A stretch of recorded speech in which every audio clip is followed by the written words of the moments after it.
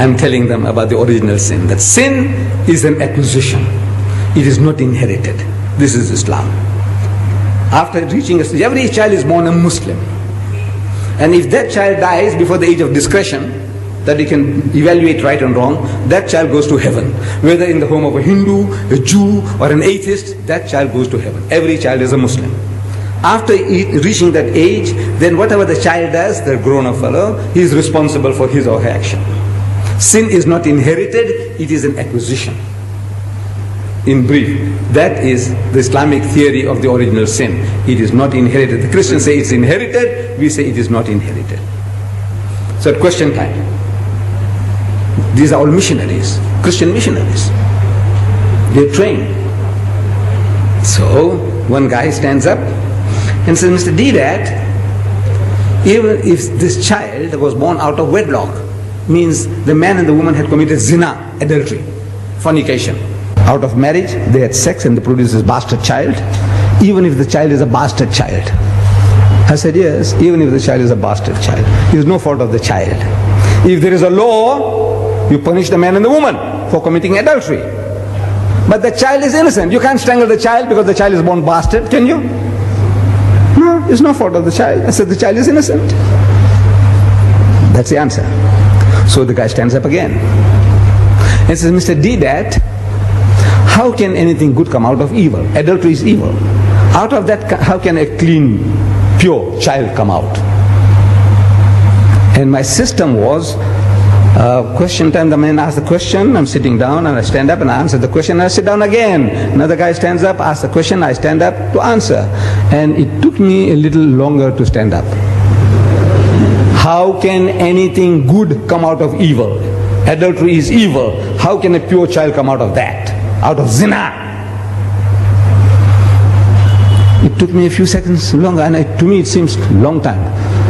I didn't have the answer. I didn't have the answer. I had the answer. I can speak about physiologically, there's nothing wrong with the child. Psychologically, there's nothing wrong with the child. Ethically, there's nothing wrong with the child. I can speak for an hour on that. But at the end of the hour, the guy can still nod his head and says, Mr. Deedat, how can anything good come out of evil? Same place.